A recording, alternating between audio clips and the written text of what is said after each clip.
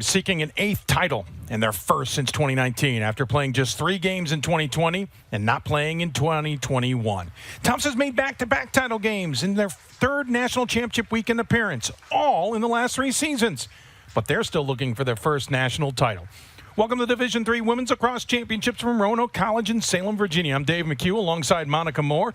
Hey, Monica, this is NESCAC foes meeting for the 3rd time this season, and Tufts has a win over Middlebury just a few weeks ago. This should be good. I think Middlebury has a little revenge on their minds, Dave. You have to remember Tufts snapped a 42-game winning streak for Middlebury, defeating them by 1 in the NESCAC championship. This is going to be a good one today. Should be. Hey, both teams have plenty of experience, as we know. But it's the freshmen that are stealing the show, and yesterday that was Margie Carden for Tufts. She was nothing short of tremendous with a career-high 7-goal performance. And remember, she had 5 goals in the NESCAC championship. When it is time to step up and play larger than life, Margie Carden is the player that you want out on the field. Yeah, she's a freshman. And, of course, for Middlebury, they've got Hope Shue as a freshman. Talk about freshman phenoms. Hope Shue had a great game. She's had 7 goals in the last 2 games in this tournament. Players focus a lot on Jane Early, and Hope Shue, number 2, can deliver for the Panthers. So those two are going to go against goalies that are playing pretty well. And for Tufts, don't forget we got Molly LaLiberty, who stopped almost everything she saw yesterday. I could not have been more impressed with Molly LaLiberty in the semifinals. She's only 5'4", but she covers so much real estate in goal. She is one to watch with her athleticism and her energy back in cage. Of course, Annie and Rito in cage for Middlebury, playing pretty darn well this season as well. Had 7 saves against Gettysburg. Really wasn't tested, though, against Gettysburg. Her defense was so good. She was not, and she did not play in the last meeting between these 2 teams, so that could be an X factor today for the Panthers. Good point. We're already ready for the draw, getting it up against 2 foes who know each other well, but for the first time, they're facing off in the NCAA tournament, and, of course, it's a championship round.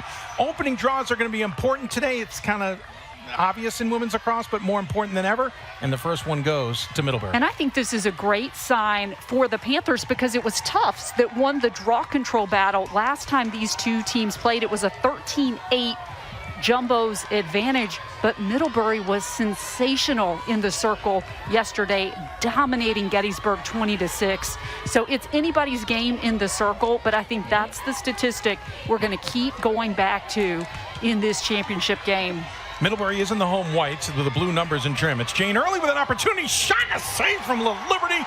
That's a way to start things off for Tufts. That gives the Jumbos so much energy when your goalkeeper, Molly LaLiberty, steps in, makes a big save like that. But I will say, we noticed this yesterday, Dave. If you're going to shoot high, LaLiberty will be all over that shot. Brandon, yesterday, she also made one heck of a shin save, purposely saving it with her feet instead of moving her stick. But she's not limited in terms of her ability and her range, but aim low. It is very hard to beat her high. Jumbos are in their road brown uniforms with light blue and trim, numbers and trim. They're moving to the right on your computer monitor on the attack now. A little miss pass there. And that kind of gives up another great point as Middlebury gets the turnover. Monica, we noticed especially yesterday, but it's been true for much of the season, the Panthers are a crisp passing unit.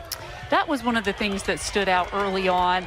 It was so precise in their offensive set, how crisply they moved the ball, and the great cuts they get on the interior. It was like clockwork. Yeah. They had so many good assisted goals in the early goings, and that was a big reason that they separated themselves early from the Bullets. Middlebury with a whistle will cross into the offensive end and get set up here on another offensive look coming in. Middlebury to the weekend coming in today, 16 goals per contest. They got the 2nd best, stingiest defense in the country in Division III, averaging less than 6 goals a game. That was true yesterday, allowing Gettysburg just 5. Shot and Early scores. Jane Early, you just can't deny her. We were marveling yesterday that despite all the defensive attention that she got, she still had 5 points in that contest. She has become so good at assisting her teammates when the defense is focusing in on her. But when she sees her moment, she is so quick with that first step. You're going to see her right here, beat her defender, bide her time, and she goes to that far side corner, knowing that would be tough for La Liberty to stop. That was a very smart shot selection for Jane Early. Early went low, too, not high. At least that's what I thought I saw. Early, by the way, 75th goal on the season, 93rd point. That moves her into second for the single-season scoring list in Middlebury history. We're watching on a countdown. She's creeping in on number 1. We'll see if she gets there today. And she's right back in the draw control circle. She really doesn't take a lot of plays off for Middlebury. She was very strong in the circle yesterday. She and Mackenzie Smith alternated responsibilities, taking the draw for the Panthers. I thought they did a very good job giving different looks. Kind of a delay here is talking to Coach Shute of Tufts. They are the officials, both the alternate official and one of the field officials. Long conversation, a lot of pointing. Now they're going to go over and talk to Coach Livesey. And it looks, they're counting players on the field, best I can tell. No, they're going to check a stick. So that's Anna Clark, who is one of the standouts in terms of draw control wins for Tufts. Our crew telling us she broke a stick on the previous possession, and maybe a question about what stick she brought out there. That's a little odd, but we're going to get underway. Strange little pause there. Of course, we've got some of the best officials in women's lacrosse here today. We had some really good ones in D1. Really great to watch that broadcast, hearing them mic'd up in the game. I asked our production crew if we could mic these guys up, but apparently a little more challenging here today. But our crew doing a bang-up job this weekend. Also a hat tip to the D3 softball crew. 6 games yesterday. I dropped by yesterday, and they were doing well. So.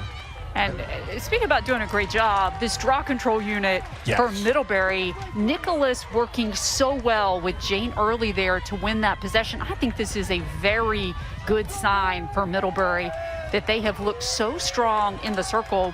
I think another important point to make is you may see that line with Hope Shue and Nikki Moormile that was so strong yesterday, that's the second midfield unit. They're not even out there right there. That gives you a sense of how talented this Middlebury offense is and the caliber of midfielders that they have on their team. Tufts came in to the season. There's a turnover there on a missed pass. We'll give it back to the Jumbos. Jumbos came into the weekend averaging about 55% winning draw controls at about 14 per contest. Middlebury came in winning about 58% and 14.5. Though the Jumbos struggled yesterday against TCNJ for much of the game before late in the game finally kind of figuring that all out. They did. The numbers don't really tell the story because TCNJ won that battle 14-13, but Tufts really came alive at the end winning some of those draw controls, and so I thought they might have figured some things out. Opportunity here as Clark comes in but then loses the possession, and Middlebury's going to get the turnover doing the heavy lifting there. Erica Barr with the ground ball. Monster ground ball for Erica Barr. She is one of the quickest and most athletic players out on the field. That's why you see her on the draw control circle, and that's why she's so dangerous defensively as well. The speed of Newman there on display. The Needham, Massachusetts sophomore going from 0 to 60 in a couple of seconds. You know, people think sometimes that defenders are slow. That's why they play defense. Right. Take a look at Erica Barr, Chloe Newman, some of these players out there, they are lightning quick. Agreed with you. Middlebury with another opportunity here. They've got a 1-0 lead here on the Jumbos. They've also got a few shots, whereas the Jumbos haven't really gotten a look on cage yet. And first look here, Hope Shue and Nikki Moormile, their midfield unit is now out on the field for Middlebury, so it's a different look. Oh, the Liberty snags that out of midair on the high shot from Rowley. You can't go high. And the Liberty pumped up, though, because then a mistake on the clear, trying to get it over to Leon. And Leon couldn't control it, so Liberty both pumped on the save and then really ticked off that one didn't get cleared. Opportunity coming down the middle, it scores! Jane Early with 2 shots And that's one way to beat Liberty. What a great quick first step again by Jane Early, going inside and up over top. What an impressive showing by the junior. Once again, beating her defender. It was great help defense coming over and then going right over top. The goalkeeper, Jane Early, and the Middlebury Panthers are rolling so far in this championship game. Well, enough that Coach Shute decides we need to talk things over here. Down 2-0 early, 9:57 remaining in the first. She calls timeout to discuss things with the Jumbos. And listen, the Liberty's already shown that she's on top of things. She stopped the first one from early. She had that snag right before the turnover on the high shot by Rowley.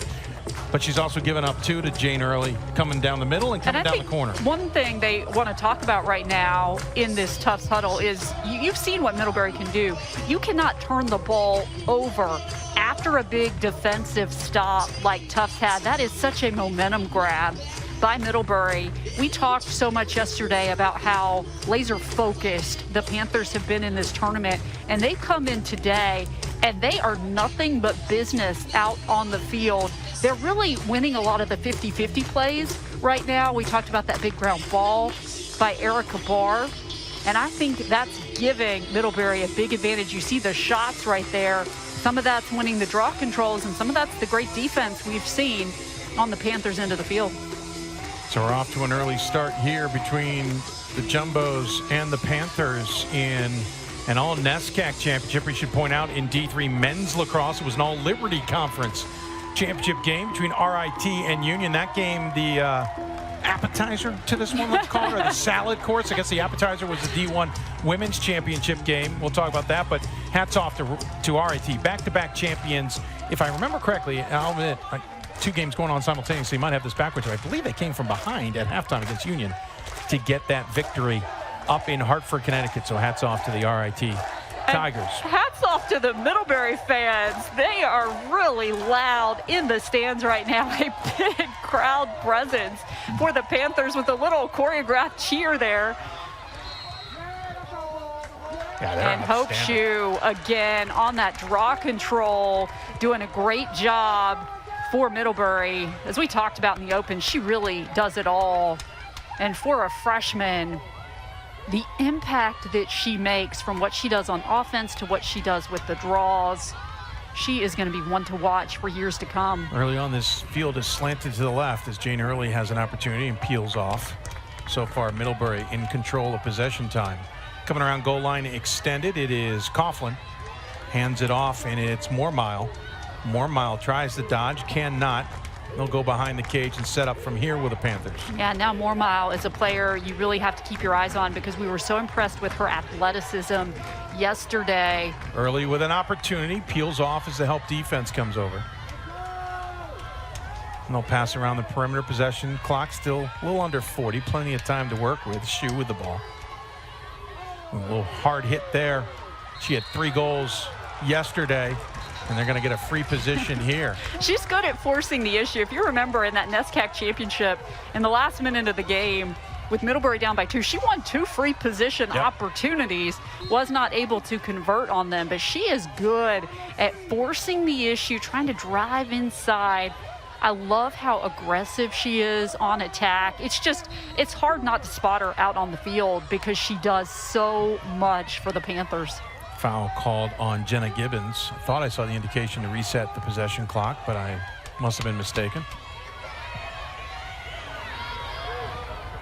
Oh, way too high. Rare mistake there. I was going to say, you don't see that very often. Hope Shoe airmailed it over Lily Reisberg. That's another thing to keep an eye on. We'll talk maybe on the next possession, Monica, how much they use Reisberg behind the goal. Yeah, both of these teams have really good players who can feed the ball inside. We were impressed with May Bryady yesterday for Tufts. Had 21 assists coming into that game. Was really good at finding her teammates at the right moment. Feet inside, too high, snagged out of the air by, that was Emma White. And some costly errors for Tufts to start this contest, and a burst of speed by Emma White. White up ahead, score! It is Reisberg with the tally from White, and it's a 3-0 early lead for the Panthers. Well, you don't see this every day. The assist to Emma White, who we already talked about. She's the speedster. This is her first assist on the season. And then, of course, Lily Reisberg is usually distributing the ball, even though she's a good goal scorer in her own right. But that was all created by number 6 in White. We've talked about these costly turnovers for Tufts, and Middlebury is making the Jumbos pay. This is number 6 in White, the speedster. Nobody can catch her, just blowing right past the defense. Look at Reisberg over on the left side, so smart, creating space and distance. A great find by Emma White. Well, Leon also kind of had to make a 50-50 choice on which person she was going with. By the way, Reisberg, 3 assists yesterday, has 48 on the season, 70 points. That's her first goal of the weekend, 23rd overall. But as you said, for White, first assist, first point of the season. Big one there. 3-0 lead as the Jumbos get the this draw is a control win there. Huge draw control win for the Jumbos. Sammy Rothstein coming up with a nice play, because Tufts has to stop this big scoring run right now. This is Bryady, who we talked so much about yesterday.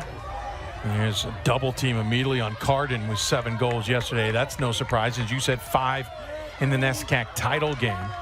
Middlebury is very familiar with who Margie Carden is, and they do not want to give any daylight to number 27. Yeah, no surprise at all, but I have a feeling she will find some room. She's being hounded right now defensively. That is Grace Getman all over her. Try to force it inside. They do. Shot and a goal. I'm not sure she meant the right side. It looked like she meant to shoot left, but it works out for Sammy Rothstein. That is exactly what Tufts needed to do. Bryady doing what we saw her do yesterday with a great delivery and the finish by Sammy Rothstein, the junior. Great team offense right here by Tufts. Working the ball around. Carden drawing a lot of defensive attention. Bryady spots Rothstein. Rothstein with the big finish. Bryady just has great vision, looking in the interior. Placed that ball perfectly for Rothstein to finish. That's her first goal of the weekend, and that's a big one for Sammy Rothstein. Another draw up, and still being kicked around a bit. Jumbo's going to win it in their box. Emma Joyce, who was instrumental on draw wins in that fourth quarter yesterday. And then Grace Getman. Wow. Getman all over the field. That's what you get from a fifth-year player like Grace Getman, who took the year off last year. A little bit of an errant pass there from Enrito, but back to your point, right, took last year off because Middlebury did not play last year. That's right. So Emma White, Grace Getman, Erin Nicholas came back for this final season with the Panthers. They have a lot of unfinished business that they wanted to take care of. As we talked about, did not get the NESCAC championship. Would love to finish up their careers with a national championship. Well, we get a moment here, and the officials have we got a card. Actually, don't have a moment, as picking up the card is Caroline Walter. So with 5:34 left to go here in the first quarter, the first penalty of the game. And a little deja vu here, because yesterday Middlebury was able to take advantage of 2 fairly early cards for Gettysburg. And when Coach Kate Livesey was talking in the post-game press conference, she talked about that and how her team was really able to capitalize off of those woman-up situations, and that was huge for them. Panthers, who have scored more than 30 goals with the advantage this season. And we're going to get a stoppage here. Are they calling it on the defense? Yeah, they're going to give a free position and a defensive, basically 3-second call there, Monica, because they just moved Leon behind Mormile. We have seen how dangerous Mormile can be. She's so fast. She's so athletic. She's playing with so much confidence, and I think that was a good decision. Yeah. Well, they did that yesterday. They handed it off to Shu, and Shu scored from there yesterday. This time she missed it. Looked like Little Liberty may have had it called. Little Liberty, though, just kind of chucks it, and I think it got deflected, but it's picked up by a teammate. And that's huge for Tufts as they're trying to kill time off of this penalty. They need crisp passing on this clear and just to exercise some good patience and let time expire off the clock with Caroline Walter. They've got with the penalty. Another minute plus to kill. If you're watching your clock, about the 4:34 mark is, sorry, the 3:34 mark is when the penalty will expire. The Jumbo's on offense, and again, fascinating. I always think this is interesting when the team's got an advantage and they're on defense. They are not necessarily double teaming to get the ball back. They're just using an extra floating defender at the 8-meter. There you saw it. The extra floater defender there was Wilson, who came up as they got close to the 8-meter. Jumbo's looking to try and get their second, if they can, a player down. That'd be a coup of some sorts. It would certainly be a way to shift the momentum in this game because it has really been all Middlebury in the first quarter. Got about 20 more seconds left, kind of peeled off there. They've got it actually, the possession clock and the penalty clock are almost in sync. This is Carden up top. And Carden's going to have to force a shot possibly here. Nice feed to the goal line. Extended pass in front. Nobody home. Erica Barr continuing to be dominating in this tournament. Penalty is clear back to even strength, but Middlebury's got to run here early, up ahead, pass extra. Cannot get to the intended target as Spare was trying to hit Dion on the far side. And that might have been one pass too many there. I thought Spare was going to take that shot. I think everybody did. She went for the extra pass, and I think I would have taken that myself. And Dion was open, but you're right. I mean, just take the shot. No, you don't need to be fancy. You don't want to overthink it against La Liberty either. And maybe that's what it was. Or knowing La Liberty's everywhere, they were overthinking it. And she's a freshman, and that's going to come with time. Mormile, who had 4 goals and an assist yesterday's got it. Steps inside, splits the double team, shoots off the stick of La Liberty. Flag was up. And Middlebury holds on to possession, reset the possession clock to 60. That was a good shot. It was a good look by Mormile. Again, she's just playing one of the best goalkeepers in the country. It takes a lot to beat Molly Liberty. Mormile fouled on that play by Emma Joyce. In front to Early, closed off by a triple team, essentially. Early's got it back. We'll go to the near wing. That is Rowley. Rowley with a nice dodge. Jumps in and La Liberty gets a stick on it. How? Rowley will try again. They're going to call shooting space on that.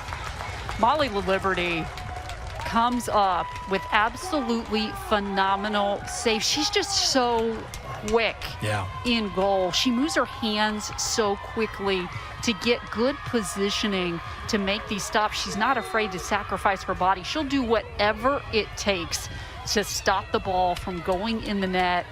Middlebury giving up free positions here just for possession. Being harassed right now with possession was Dion. Dion shoots and scores! That was a great individual effort by Kelsey Dion, who we didn't really see that much of offensively yesterday.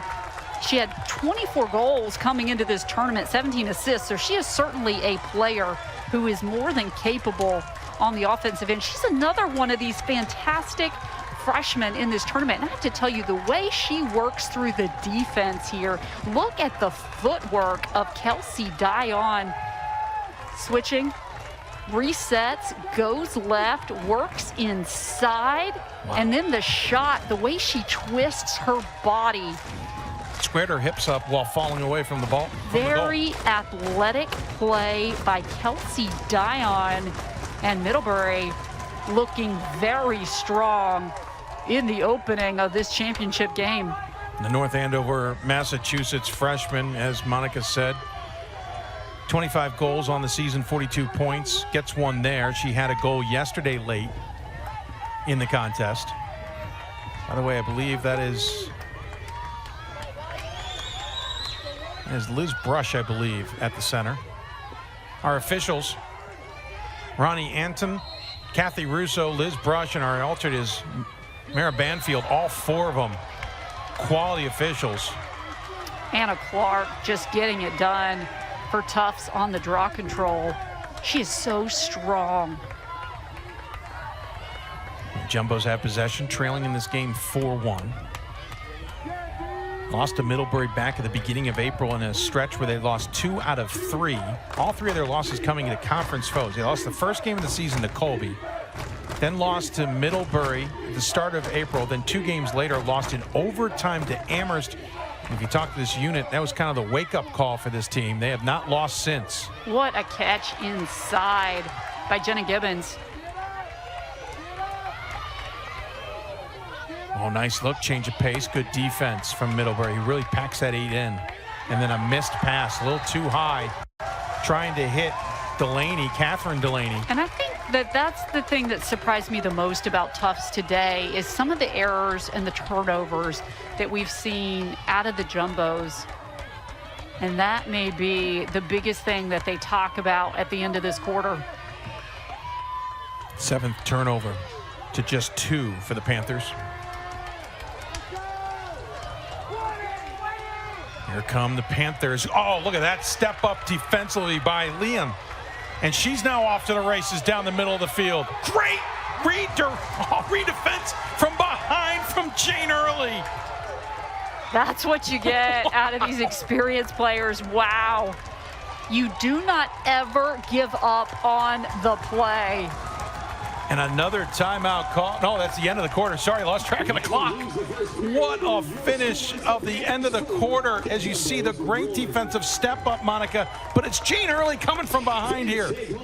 Look at the speed, the closing speed, and the timing of Jane Early with that stick check to knock the ball loose. What an opening to this quarter and this game as these two teams who know each other so well have started with a bang. It is the Panthers of Middlebury up to a 4-1 lead at the close of the first quarter. We'll be back with more of the Division III Women's Lacrosse Championships on NCAA.com.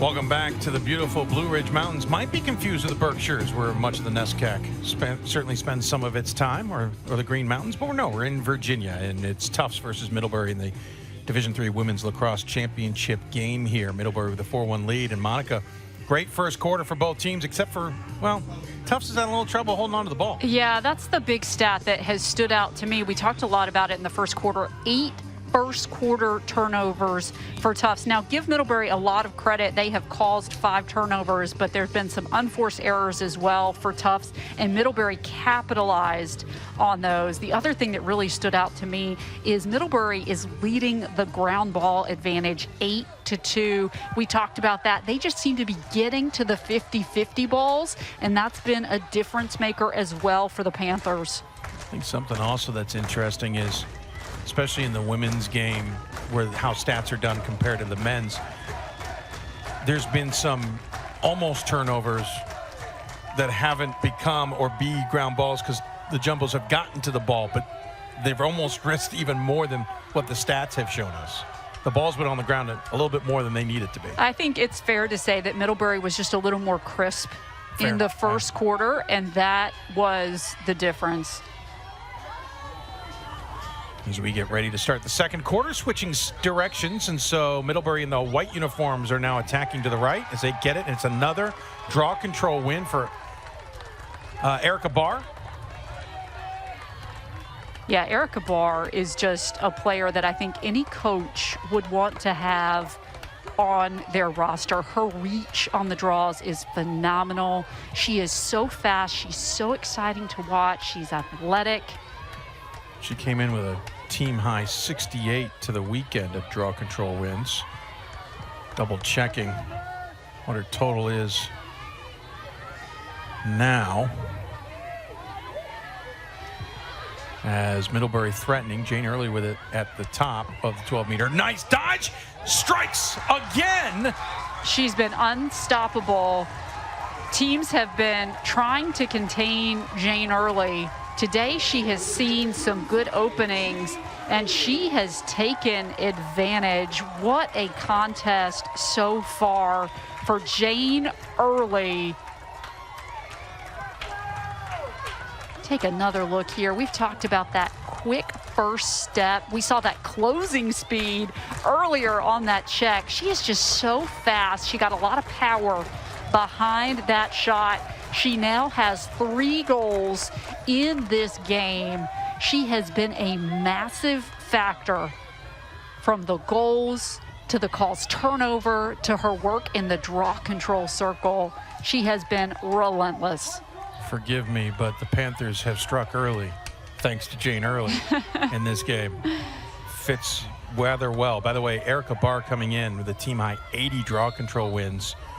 Doesn't compare to Anna Clark's 108 for the Jumbos and counting, right, as she literally picks up another one as I was speaking, but still the work for the Panthers, that is an impressive number. And that's a huge draw control win for Anna Clark. Now the Jumbos go on offense, trailing by 4, 5-1 here. Clark with it, can't get past the 8-meter. She will get it back. Panthers playing that really aggressive style. Yeah, the backer D that they play that allows them to be a little more aggressive. It's a tricky defense. You don't want to get caught in that 3-second call shot. Wow, kind of a no-looker there from Caroline Walter. Well backed up, but missed the posts. They'll continue to go on the attack here. Clark with it.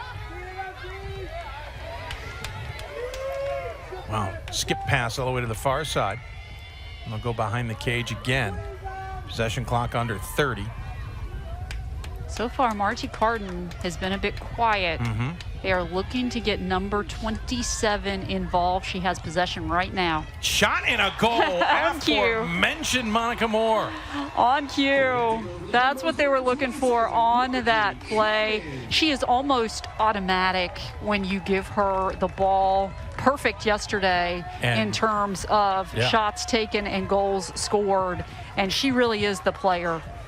If she can get an opening, and I love the shot selection, Dave. We've been talking about shot selection a lot in this game, and this is really the perfect shot selection on this play for Margie Carden.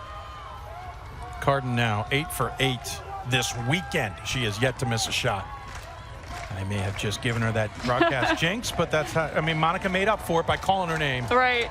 And getting the goal. Look at that, 69th goal of the season for the freshman. Yeah. I mean, she's really setting a high standard for her collegiate career. 123 shots, 69 goals, 79 points. The NESCAC's already worried that they've got her in the conference the rest of the season, the next 3 years, but so is the rest of the country at this point. Huge draw control win there for Jenna Gibbons. Kind of player that could be in the conversation for Twarton. Granted, D1 tends to steal that all. That's a missed pass badly, way too high. And again, this has really been the Achilles heel for Tufts today. I was so impressed with how they came out in the second quarter. They looked more focused, more crisp, winning those back-to-back draws. I wonder if the moment is giving them a little bit extra gas in the passes, and so they're just sailing them a little bit. They got to kind of take a breath and calm it down. 12 minutes left to go here in the second quarter. Middlebury Panthers leading 5-2 over the Tufts Jumbos in an all-NESCAC battle here in the Women's Lacrosse Championships for Division III. As Shu has the ball for Middlebury, these two teams facing off for a third time this season, splitting the regular season with Tufts winning the conference championship. Middlebury ending the longest winning streak in Division III yesterday as Gettysburg came in with that title. But now the second longest. Oh, just unfortunate. Hope Shu losing her footing there. The second longest winning streak now is to Tufts. Mormile Wow. on the redefend. She's not going to get possession, but I love Great the effort. aggressiveness of Nikki Mormile. Absolutely awesome effort there.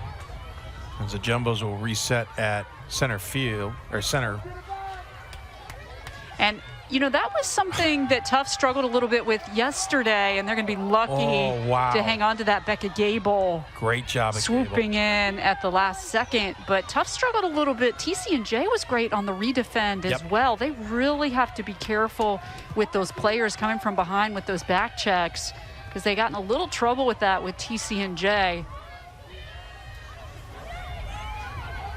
Panthers handing Middlebury, I'm sorry, Jumbos handling Middlebury their only loss of the season. Shot in front and goal. It's May Briotti. Kind of changed it up on him a little bit. Well, she is very capable on the offensive end. Just 9 goals on the season coming into the tournament. But that was an unsettled situation. Anybody can be dangerous in this moment.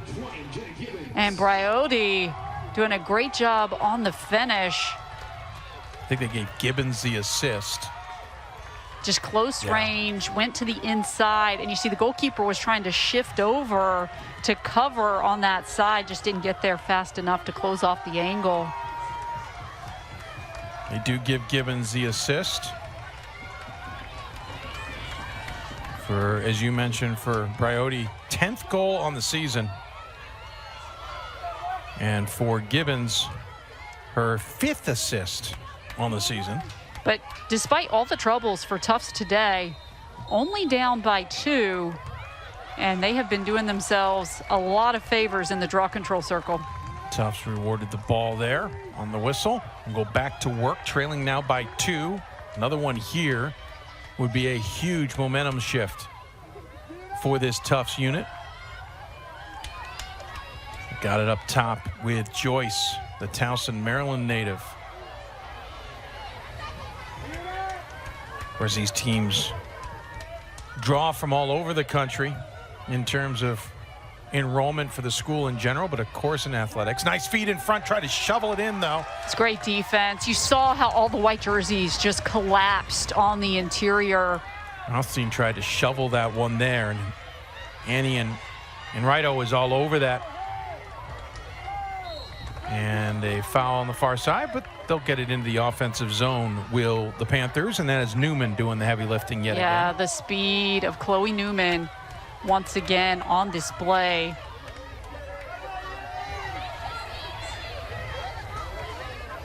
Nine and a half left in the second quarter. 5-3 Panthers and Jumbos.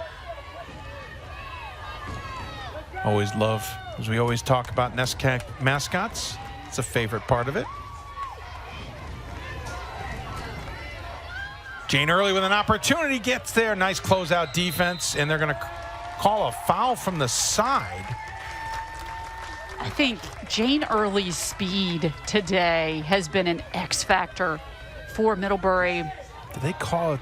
Is that another one of those 3-second calls, I think? The official on the goal line extended calling it. I don't think that was a shooting space call, but Jane Early's going to get a free position opportunity here. Nice save from La Liberty, who gets a piece of that before it hits the corner. Well, Liberty, she covers so much ground back in goal. She uses her stick more like you might see in a men's game. I don't know what the difference might be, but she's just more active with it. But she's so fast. I think the fast hands, it seems like, it feels like she's everywhere. She can adjust so quickly. It's just sheer athleticism by Molly La Liberty. And that is a bunch of early fouls here for Leon, the Boston, Massachusetts senior, as she's been on early a lot, but now and ends up behind early a lot too on calls. Handoff that time to Nicholas, try to power her way through, and now a flag was up, and they're going to call a cross check on Leon.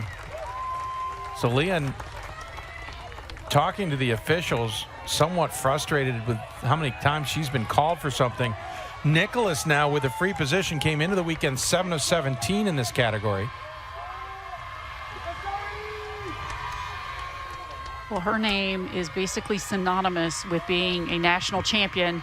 Standout Off field the hockey post. player. Unlucky. I think she was trying to go around the Liberty and just went off the post. She got the Liberty to the other side. That the Liberty was going to her right, and they shot to her left, and the post came up big for her.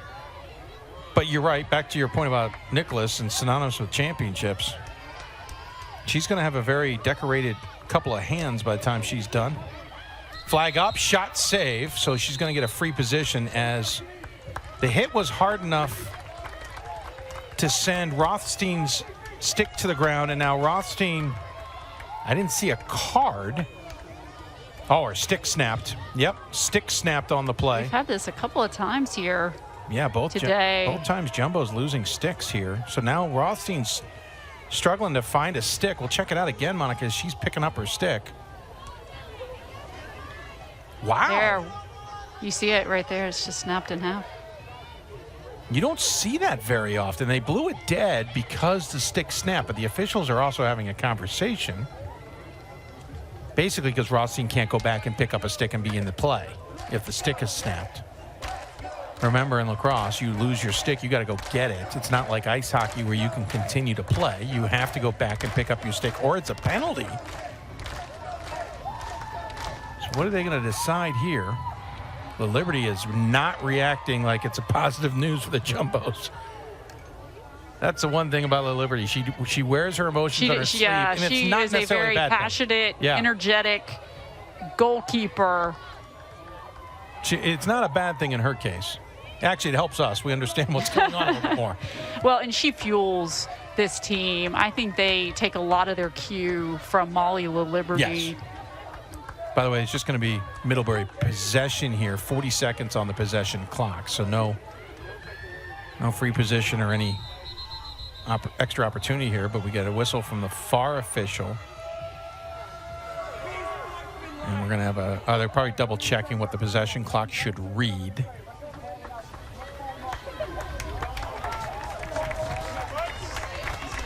So once again, the officials have a quick conference and at least working with one another to get this. I mean, honestly, Monica, not a typical stoppage. Probably trying to determine who had possession or what happened when they had to blow that dead. Didn't the Liberty make a save? Liberty made the save, and I think that's why she was frustrated. So the whistle blew. The question, I guess, becomes, did it blow before the shot or after the shot? Well, and that was the call. I think that it was before the shot. Then it's their possession, yeah, and that makes sense. If it had been after the shot, then Liberty had it. And they left the possession clock at 40, and we're back underway. Panthers with possession and a 5-3 lead, 7.5+ minutes to go in the second quarter here. Getman off to Coughlin. Go behind the cage to Dion. And now Early matching up with Leon again. Just trying to use that speed and that Leon's great up for it. Footwork. Madison Leon not losing any ground. What a battle this has been between Early and Leon. Leon's been called for a couple. Pass in front, shot. It's not going to count. The possession clock had gone to 0. And that's unfortunate because that was a beautiful goal. Jane Early, I'm not sure how she made that pass to Anna Spare. But how did Spare get the shot off? I mean, the whole sequence, you're right. It's unfortunate because the horn had sounded. I mean, that was highlight reel worthy. Wow. By Jane Early, because Madison Leon did about everything you could do defensively on that play to keep her in check, and she still found a way to generate offense, just not in time for the shot clock. Well, go back. Leon had gotten whistled for 3 or 4 straight fouls in frustration to one point. To then come up with that is outstanding. Jumbo's on offense here. They're down 2. Looking for more offense up top to Clark. And shut that off at the 8-meter quickly. We were very impressed with how quickly this Middlebury defense slides. Yeah. It is an absolute display of how to do good slides out there. And you have to in that defense, right, Monica? Absolutely. And they're very aggressive. They're very fast, as we talked about. They play this style so well. They have the personnel to do it. Well, that extra floater's got to sprint through the 8-meter, too. And it just speeds up the offense a little bit with the way that they play defense. They basically have Wilson running through and picking up the extra. And she's attack. only a freshman. I mean, to play the backer in that defense as a freshman, it's a tough assignment. Oh, look at that. Sneaking the ball out of midair there by Enrido. That was a great job of just kind of stepping out of her crease a little bit. Yeah, we've talked so much about La Liberty, but Annie Enrietto has been outstanding herself in terms of some of the plays that she has made. You know, you see this in basketball every once in a while, Monica, when a point guard or a guard kind of drives the lane and then hits the brakes and has a defender coming from behind run him over and get the foul call. You just kind of saw that there. Carden was trailing from behind and just slammed on the brakes. Carden climbed up all over the back. Nice little tactic there. I like the aggressiveness here of Tufts on the ride, really trying to pressure. Good job there by Newman. She's the one who slammed the brakes on Carden a few moments ago. Yeah, I have to tell you, I don't think that Chloe Newman gets the credit she deserves. I agree with you. She doesn't get in the scoreboard. She has one shot in the entire season. She only has 2 yellow cards and a green card the entire season. And she's a lefty, too. I mean, to have a lefty defender, that's a really good thing to have. Moormile absolutely being harassed by Jenna Gibbons. Yes, these teams know each other well, but still. And you can tell there's a little, I don't want to say animosity, a little friendly rivalry between these squads. It's like siblings. They know each other. There's so much respect. Sure. 3:55 left to go here in the quarter. Forcing it is Moormile. And an offensive charge is going to get Carl as she basically forced it too much there. And she might not have beat the shot clock anyway. Well, Moormile yesterday, I remember, had a couple of jumper shots where she came slicing through, got into midair. Lehan with a very dangerous pass the minute it left her stick.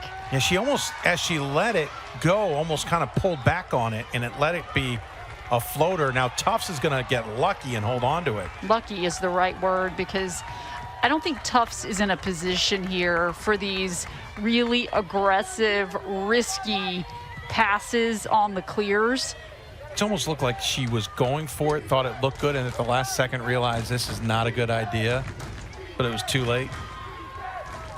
Clark, goal line extended to Carden. That is just great defense right there. That's Emma White. I think she might get whistled.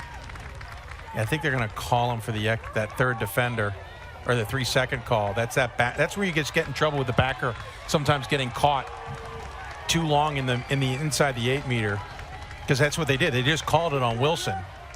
So Carden's going to get a free position here on the left side. Can she get goal number 2? Switched hands and missed it. That's the first miss she's had today. And she saw the 2 defenders converging. Now, we saw her work around that yesterday. She shot that left and missed it by about a foot. But, yeah, interesting. First miss of the weekend is incredible.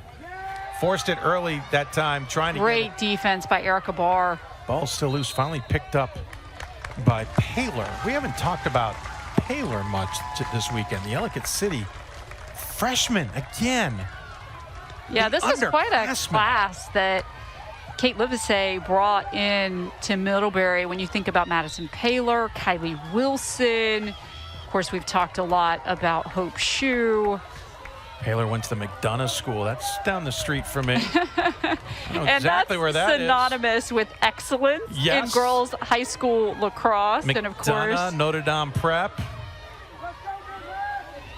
Maryvale, not too shabby in Baltimore in girls lacrosse. You and I called.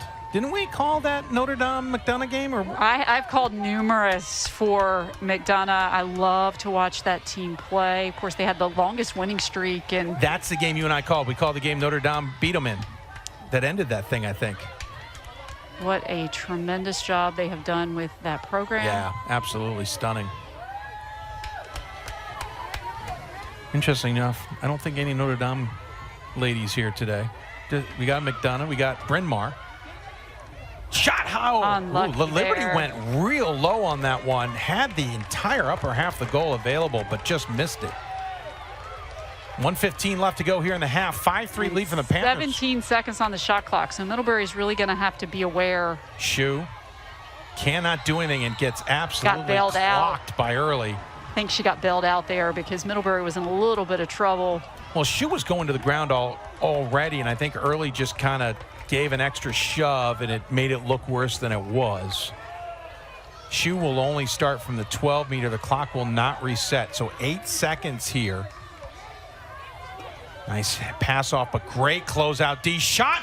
Liberty got that with her feet. Again, she really can make those saves. And then the outlet pass, Monica. She hits Clark in stride in the middle of the field, and then the back check from Jane Early. You know, we talk so much about Jane Early in the draw control circle, and we talk about her ability to score goals and to assist her teammates. But what you don't really talk about is the calls turnovers. I mean, she had 8 coming into this weekend, but let me tell you, some of these back checks by Jane Early have been game-changing moments in the first half of this game. Whistle with 8 seconds left and a card to Liam and for a hit to the head. I know it's been a frustrating day for her. Of course, the officials have to make this call. And that's the second yellow card now for Tufts, so that's something to keep your eye on. Good call. They don't need to do much here. I mean, they'd love to get another goal and double up the Jumbos if they can with 8 seconds left, but it would also kill off the penalty they could take advantage of in the second half. Early with it. Comes to the near side. Switch hand shot, and Liberty got a foot on that one too as the horn sounds to close the first half. Wow, what a way we finished that one. The back and forth between the two possessions and the transition was amazing. I tell you, the stars have come to shine. I think Jane Early has been tremendous. I think Molly Liberty has been tremendous. I cannot wait to see the second half of this game. And they might make changes, they might make adjustments, or they might just be stubborn and go right back at each other.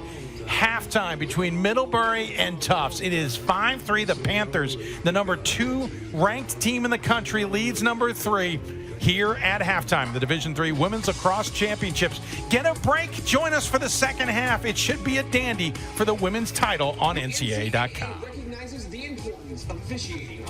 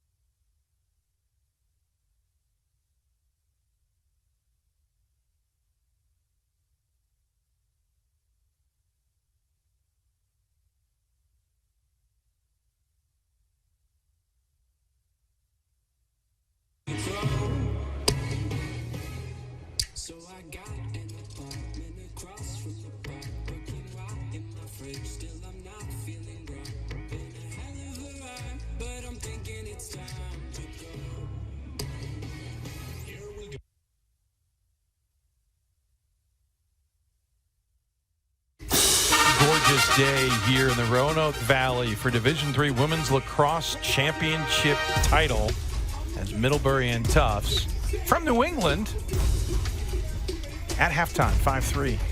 Great weather.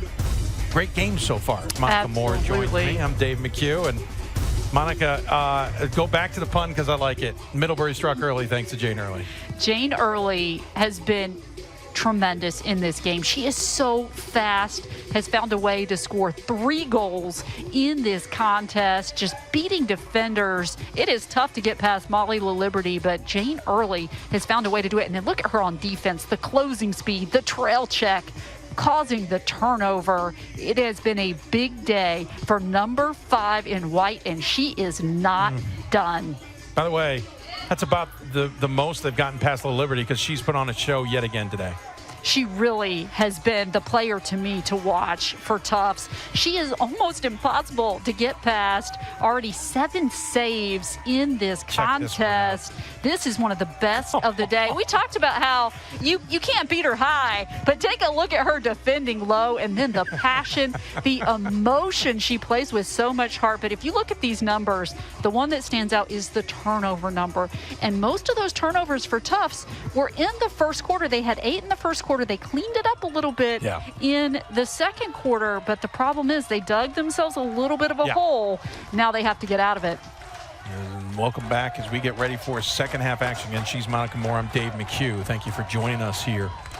As we get ready to start the second half between the Jumbos and the Panthers, and we'll switch directions, and Panthers now going to the left, defending to the right, wearing their home whites with blue numbers and trim. The Jumbos in their brown uniforms with light blue numbers and trim. They're now with possession, winning the draw, going left to right. And it's Carden with possession as they enter the zone. And it's been a bright spot for Tufts as of late, is winning the draw controls. You saw that's been about even, but Tufts has had the majority of them as of late. And that's been a big reason that they've been able to stay in this and keep Middlebury from extending this lead. Be honest. Of course, the other reason is Molly LaLiberty. Yeah, right.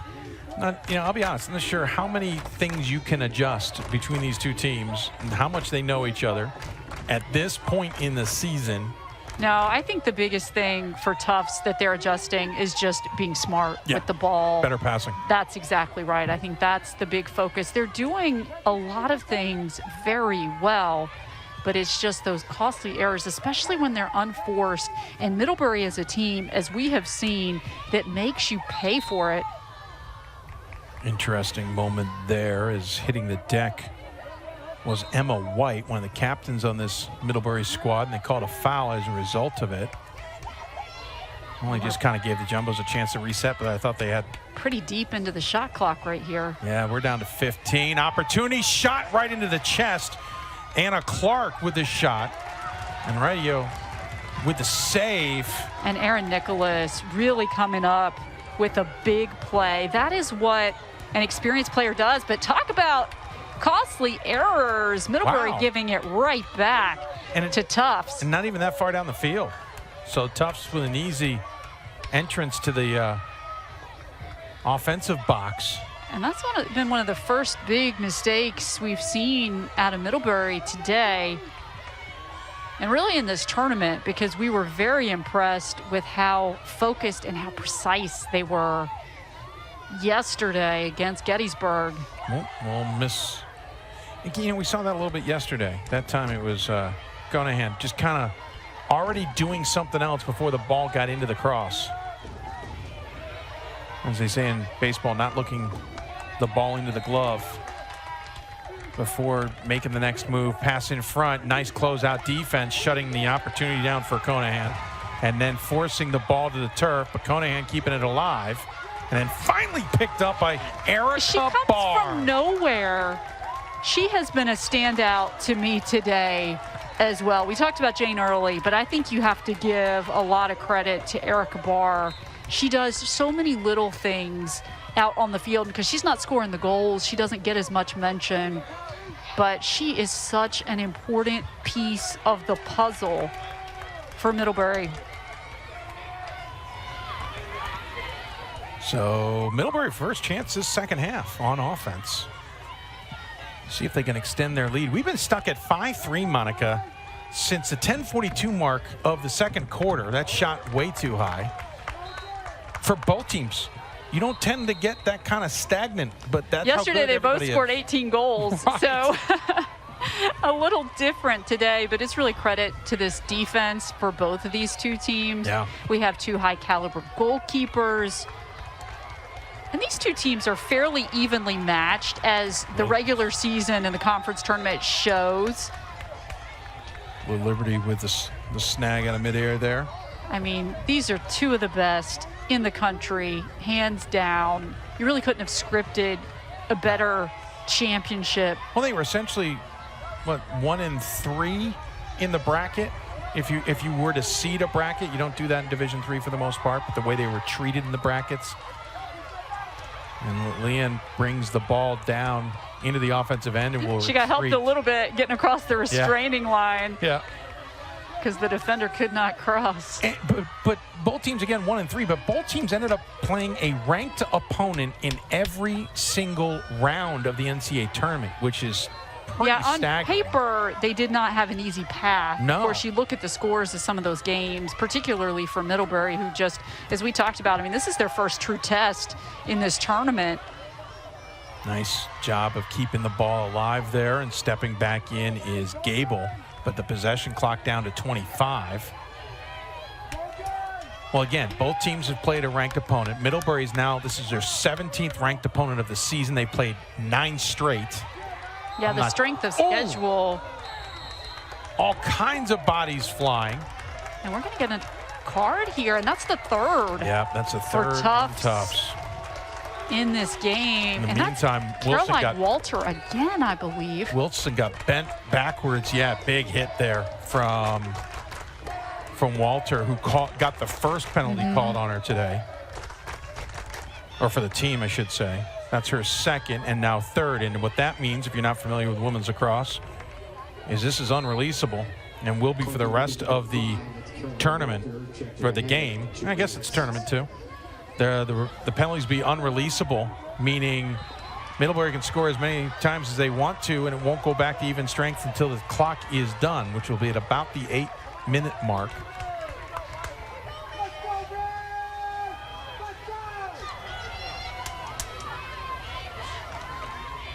Great Feet look in inside. front. Way too easy a save for Liberty, but she gave up the rebound. It's in front still. Bodies colliding.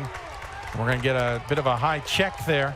That's a big play by Maddie Coughlin. Another one of the freshmen for Kate Livesey. Coughlin had a goal and assist yesterday. 1 for 5 on free positions coming into the weekend.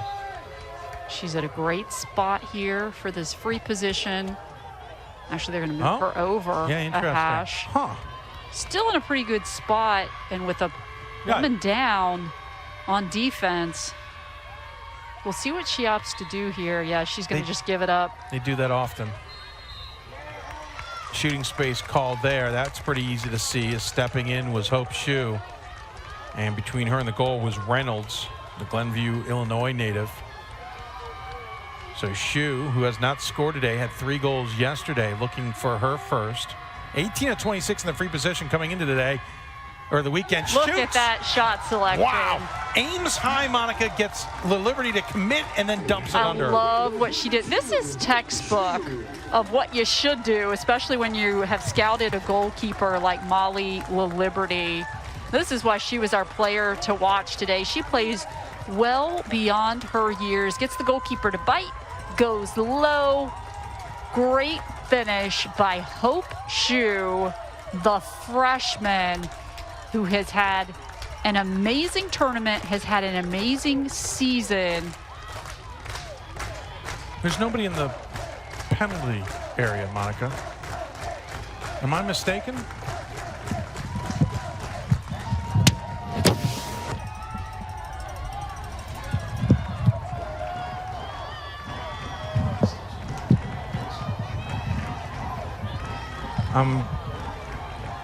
Interesting. So this is a big momentum moment right here for Middlebury.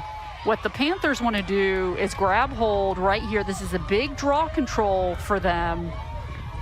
Meanwhile, for Tufts, this could be a game-changing moment. This could be our biggest draw control of the game, and it's won by Erica Barr. We're back to even strength, by the way. I thought it was 3 yellows, men unreleasable, but maybe we missed something. It wasn't the type of foul to give a green card, right? So I'm trying to see if Walters is out there as well, because another theory is that Walters is DQ'd, but we're not positive. We'll keep an eye on it. Maybe I missed something. But it doesn't matter. It was an extra attack goal anyway. Yeah, woman up goal for Hope Shoe. And it was a spectacular one. It is so tough to beat La Liberty. Great defense there by Tufts. Wow. And key, they needed that. They absolutely needed that. That was Jenna Gibbons. It's hard to miss her. She's 5'10" out on the field. I walked past her yesterday after the game. I was like, oh, wow. Maybe they're underselling you at 5'10". Opportunity in front, shot, just missed it on the near post by That's Margie Cart. I thought it was 28. Conahan? Might have been Carden. Oh, what? Okay. Numbers are very similar, but that's what this defense does, is it speeds you up a little bit, which forces some of these wide shots. 8:03 remaining. It's just absolutely swarming. The white jerseys Yeah. seem like they're everywhere. It seems like there's a defense. lot more players out on the field than there Pass are. in front, shot. It stopped before it gets out of the cross. What a... Wright Emma took White. the shot, yeah, but the defensive stop there never even got to the goal. 30 seconds left of the possession clock, dumped in front. Wright can't do anything with it there either. Oh, guess who picks it up? Carden, what a save on the near post. Henrietto coming up huge on that stop. But I have to tell you, when you watch this defense play, this Middlebury defense, you have to keep your eyes on number 6 in white. It is Emma White. She is absolutely tremendous in the way that she moves defensively. Into the zone, Middlebury with 7:10 left to go in the third has doubled up the Panthers, lead 6-3. I guess I'm not surprised this is not a high-scoring affair, but the Jumbos need to find a little bit of offensive pace here. Well, I don't think anyone expected a high-scoring affair. First of all, because the last game was 9-8. Second of all, the defenses. You have Liberty on one end.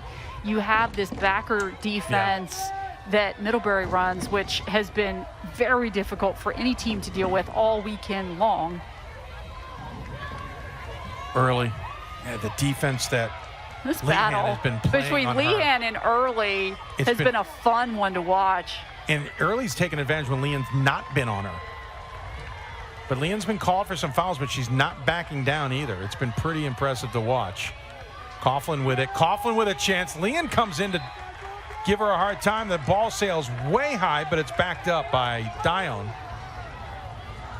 Early has a chance in the middle. They couldn't find her. Forcing it now. We get another whistle. Yeah, Hope Shoe using her speed and quickness to create once again. A little dejected look there from Anna Clark. We're going to get a free position far side for Shoe. Shot clock did not reset, though, so there's 1 second on the shot clock. So Shoe's going to have to shoot, but she's at the worst angle possible. Shot, save, went off the post a bit. It looked like the Liberty got a piece of it, then went off the post. It resets everything. Interesting, the players are like, well, why don't we just get the ball? Well, because it hit the goalie. It resets, but Jumbos come out with it nonetheless. And Jumbos on offense. And maybe it's early, Monica, but I feel like they got to score. It would certainly give them some momentum. I really liked the way they came out of halftime. I felt like they really had some good momentum with them, but they haven't been able to do much with it. Pass in front, opportunity, shot and a goal. Great pass, great finish as Conahan gets the goal, and it comes from Briotti. Oh, they say it came from, it was Gibbons who scores. I apologize. Yeah, she's a great target. We've been talking about it. She's got that great height. These zeros and 8s look 5'10" familiar. freshman. Priority picks up the second assist of the game. Go with a goal. Gibbons, of course, assisted on Priority's goal, so she's returning the favor here. Great finish inside. It was a nice cut and a nice find. Bryody has very good vision. She's another player. I feel like she's kind of sailed under the radar a little bit. You look at the stat numbers coming into this game, 9 goals, 21 assists. Really should get a lot more mention. She's just on a team of superstars. But I think this has been a tremendous tournament for May Bryody. More than 25 minutes there where the Jumbos had not scored. Granted, Middlebury went a long time themselves, going from the 4:13 mark, remaining in the second quarter, the 9:19 mark. But Tufts goes from 10:42 into the 5:29 between the second and third quarters. So both teams finding the scoreboard here in the third. And we're back to that 2-goal deficit. And Tufts is doing themselves a lot of favors Yeah, with they are. these draw controls right now. And we thought that that could be critical. That was a battle that they won handily when these two teams played in the NESCAC championship. 8 out of 14 wins so far for the Jumbos. 5 minutes left. Clark with it. And if you can win draw controls, Carden. never count a team out. That's not Carden. I apologize. That is. I can't tell from this angle, to be honest. I believe that was L'Esperance. Yeah, it is L'Esperance. Just didn't recognize her. Got 3 goals late yesterday. Coming to the right side. Clark dodges in. Shooting space call.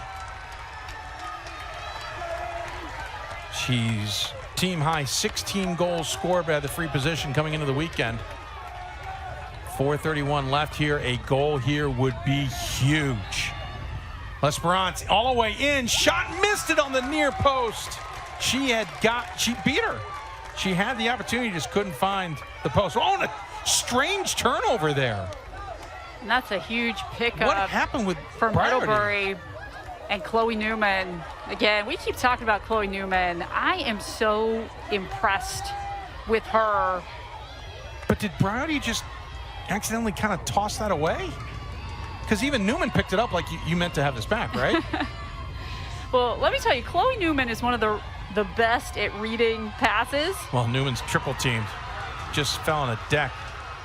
But yes, to your point, Newman has been outstanding in that category this weekend. But Conahan coming up with it for Tufts. Readjusts her goggles, picks up the ball, and enters the offensive third. 3.5 plus to play here. Jumbo's really playing well in this third quarter. Middlebury's had far less opportunities. This is just great composure out of this Tufts team, and you can tell this is just a mark of a really well-coached team. Really hats off to Courtney Shute and her staff, because I think a lot of teams would have been rattled by the way that they started this game, and it could have just collapsed like dominoes.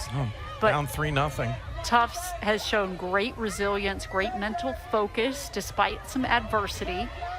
Oh, nice little move there by Gibbons, but she gets double team. That backer D comes over.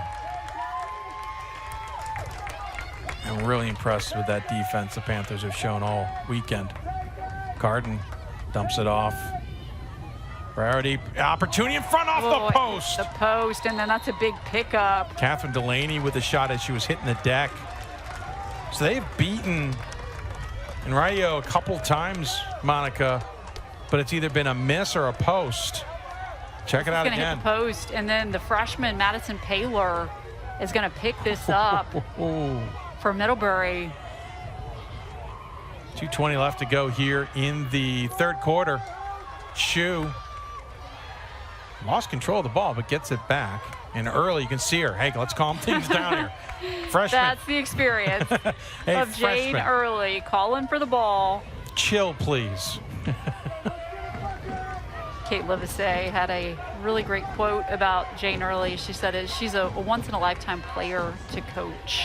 That's very high praise.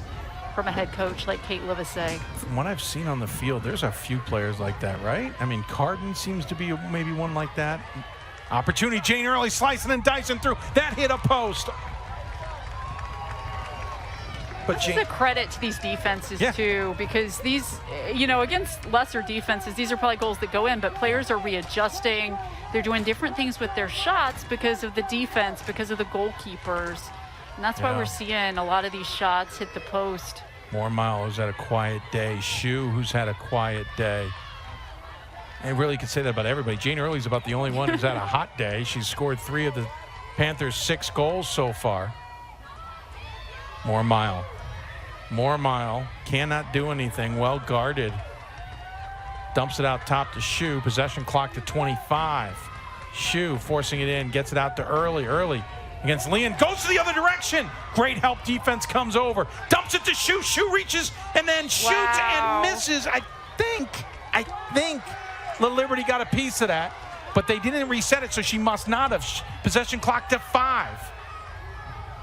Gonna have to shoot here. 2-1. That's the horn. They didn't realize it. I guess La Liberty didn't get a piece of it because they didn't reset. They didn't reset the shot clock.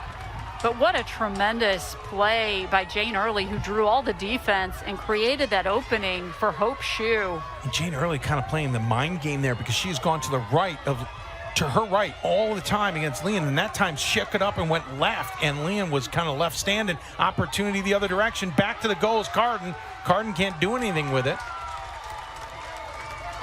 These two teams kind of frantic right now. And the quarter is going to come to a close. Wow. What a finish to a third quarter. These two teams leaving absolutely everything out on the field. Second quarter ended with a flurry. Third quarter ends with a flurry. 6-4 the lead for Middlebury. Only 15 minutes left planned in the 2022 Division III Women's Lacrosse season. Who comes out with the title? These two NESCAC foes will figure it out when we come back on NCAA.com. The all-tournament team, so stick around.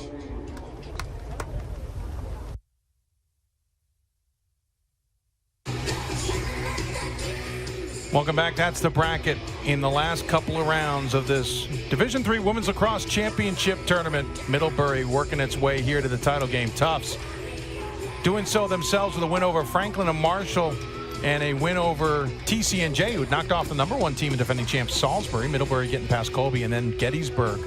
And it's Middlebury versus Tufts for the championship. 15 minutes left, Monica. What's so interesting looking at that is how few goals that Middlebury has given up. 7. Only 2 to Colby, 5 to Gettysburg. So the question for Tufts right now is they've got some work cut out for them, but they are a team that is capable of doing it.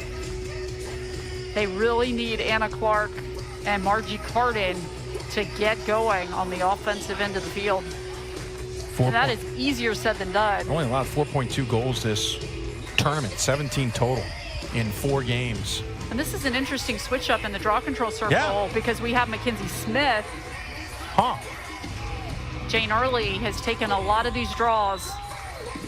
We confirmed, by the way, Carolyn Walter is out for the Jumbos, DQ'd on 2 yellow cards.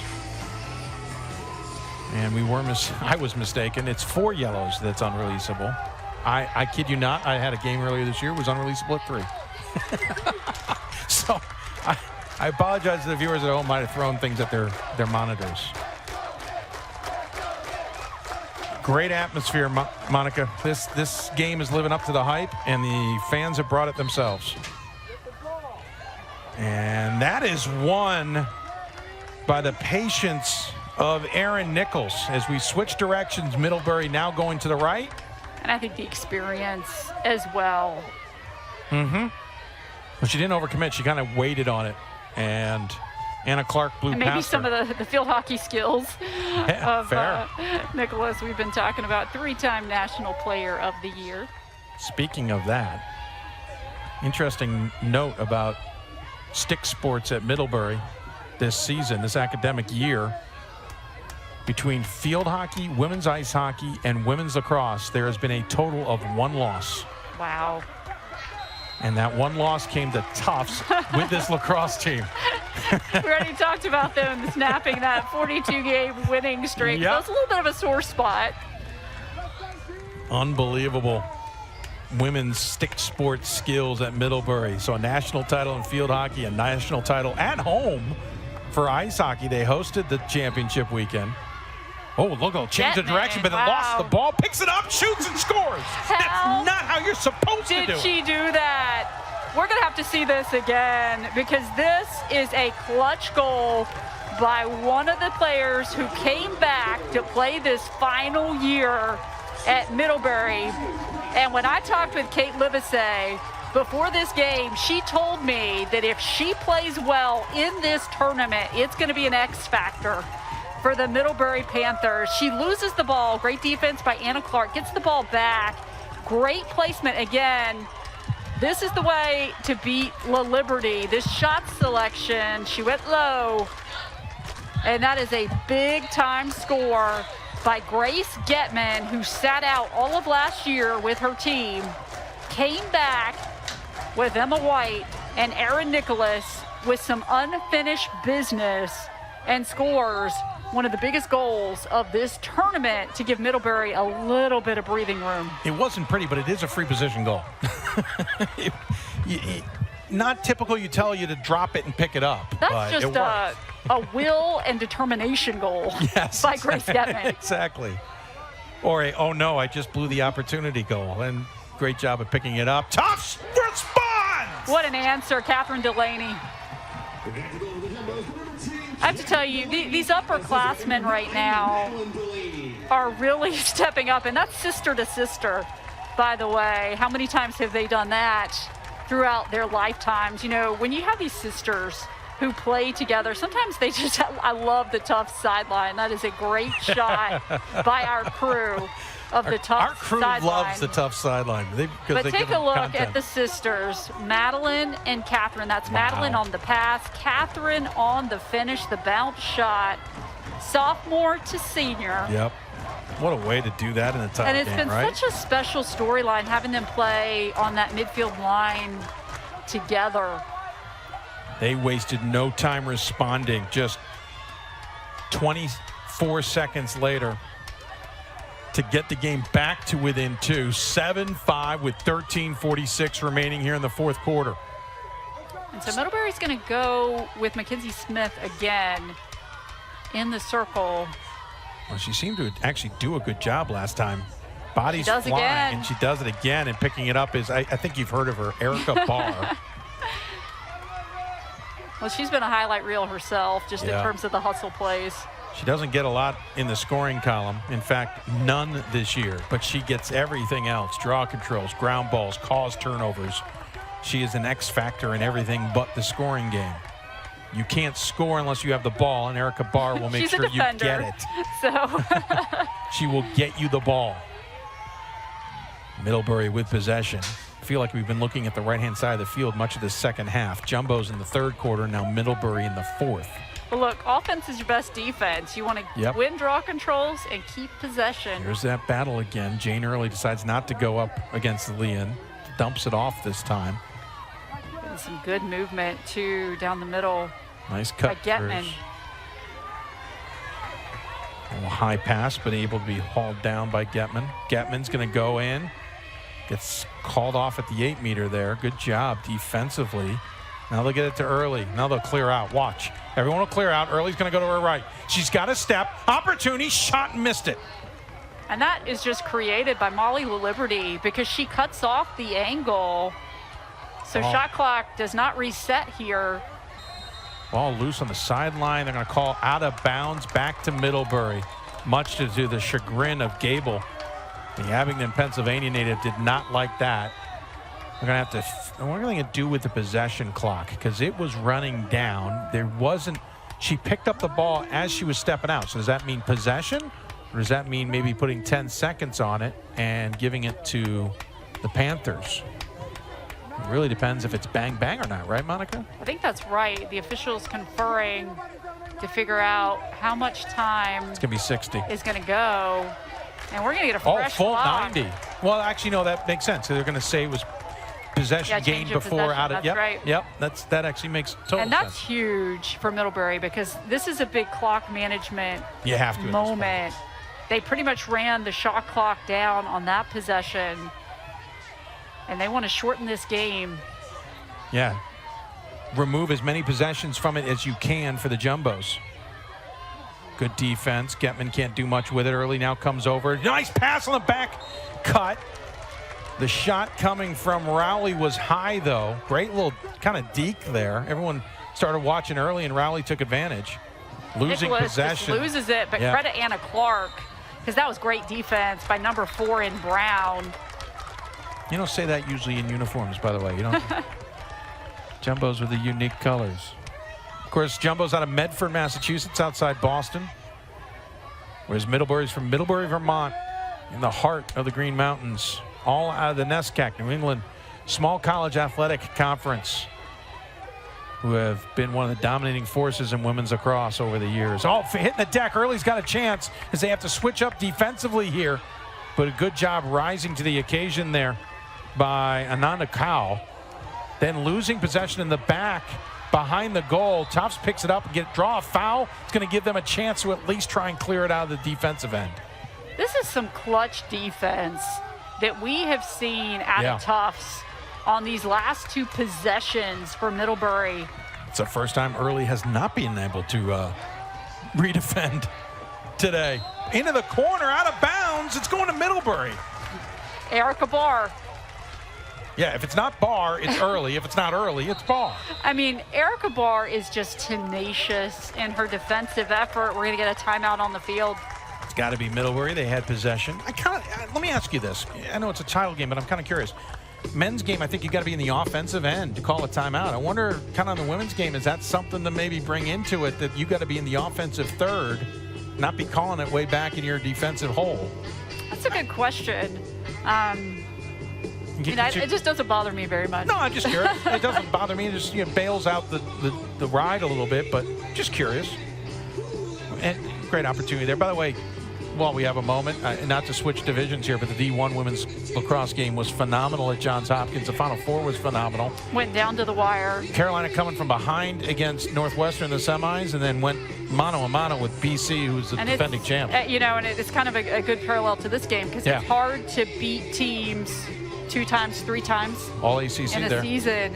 And so Carolina coming out the victors, the perfect season for the Tar Heels and head coach Jenny Levy. And now in this game, you have a team that lost in their championship. Yeah. Can they pay a little revenge, or can Tufts win both the NESCAC and the national championship? A little bit of an all-conference theme in lacrosse and we this year. have been in for quite a treat this weekend. Just all the great lacrosse, and just you and I have been marveling at how much the sport has grown. Yeah. You see the fans there. This is such a great atmosphere. This is awesome. And we saw a great atmosphere at Hopkins. The place was jam-packed. The love for the sport of lacrosse. And you start thinking about the World Championships here in Maryland this summer. Finally. After years of delays. Exciting to have that here. And so I just love the stage that lacrosse is on. And we're going to get different rules in that World Championship. They're going to be dabbling with what essentially I call the Olympic rules to get the sport into the Olympics.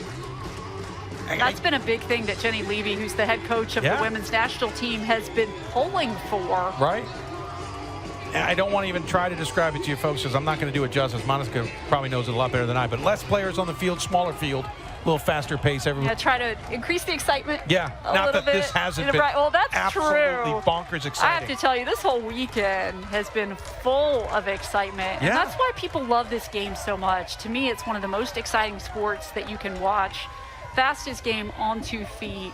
There's like never a dull moment. The women's game's finally gotten comfortable with getting away from the freeze tag and going to the flow, and we're finally comfortable with it. That it's really developed in some great play. And it's just such a fan-friendly sport. Oh, absolutely.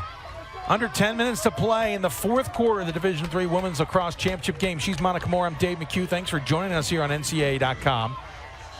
It is a great game here between the Panthers and Jumbos. Middlebury's got the 7-5 lead on Tufts. These two teams have played twice before this season, splitting it. Regular season win to Middlebury.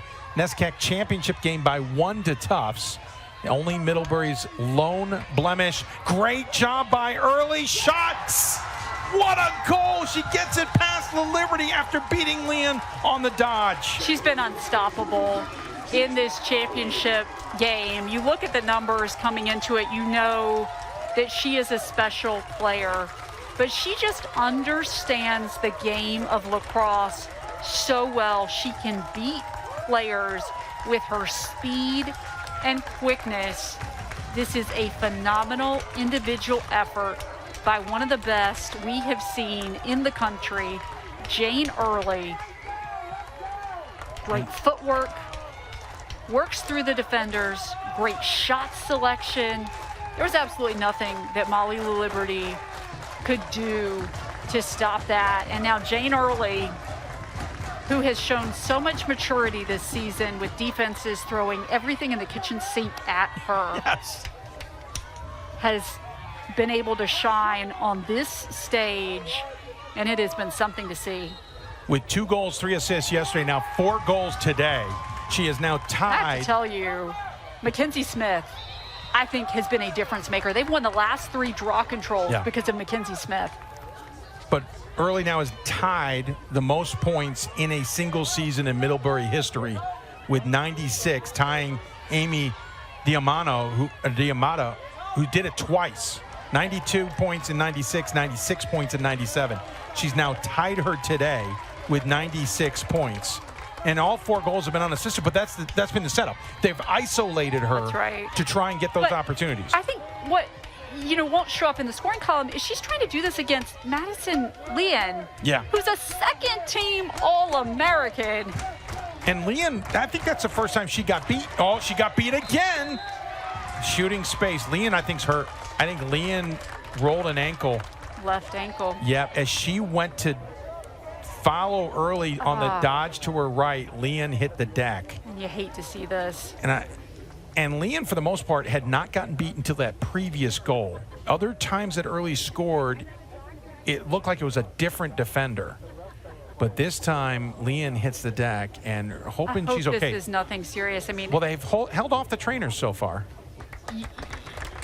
You really can't say enough for what Madison Leon does for this Tufts team. And you see, I mean, she's a warrior. Walking it off, come on. She is a warrior. She's an energy giver, a phenomenal leader. You have to remember that she was a freshman starting on that Final Four team in 2019. And she is now, I'm not sure what that was. Coming off the field. Looked like she cramped up. She's not going to leave because I think they blew it dead for her, but she looked like she cramped up, so that's good news. The trainers can look at her. They bring in Clark in her stead. Early's going to get a free position here.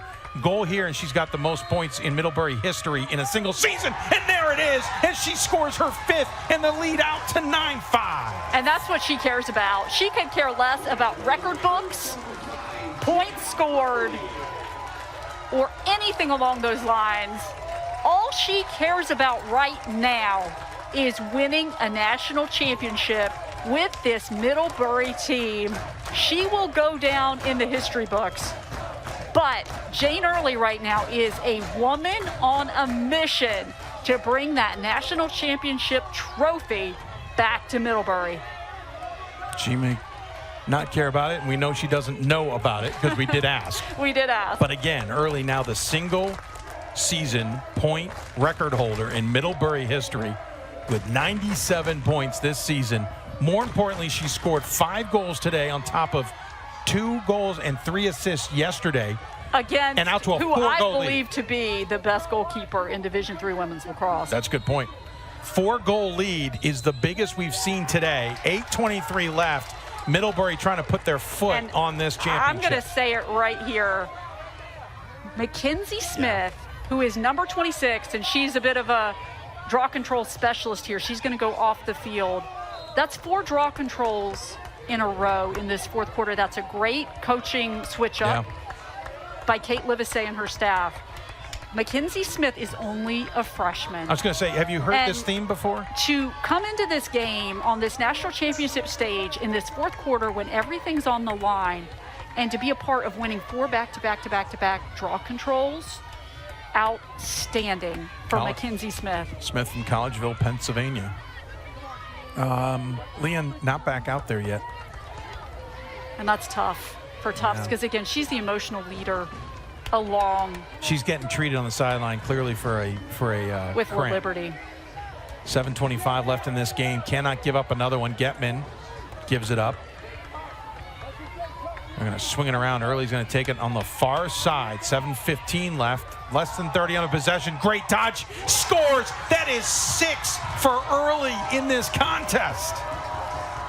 We actually have her family right in front of us, and I think they're almost in tears because of the performance that she has put on today. And it has been something to witness for Jane Early because, again, this Tufts defense is very difficult to play against. I mean, she has cemented her name Look at that. as one of the best to play the game at Middlebury. The way that she has performed. Monica, this dodge. If you look up clutch in the dictionary, you will find Jane Early. And nothing And the against Liberty. placement, we've been talking about that. That is where you have to shoot the ball against Molly Liberty. She's so smart. She's so quick. She's so athletic.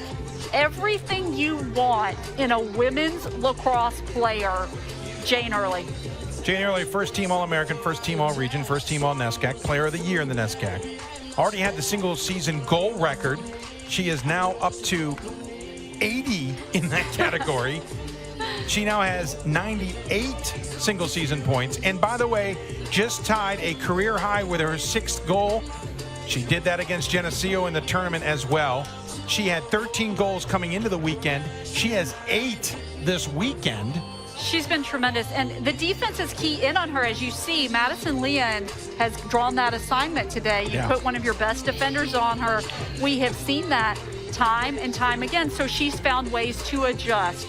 She has set up her teammates. Yesterday, she was in more of a distribution role. Absolutely agree. She drew the defense, and she distributed to her teammate, and that is so special about her, that maturity by Jane Early to be able to do whatever it takes to help your team find success and be successful. And you have to love the smiles because those are hard-won smiles out of a player the caliber of Jane Early. We have witnessed greatness here today at Kerr Stadium.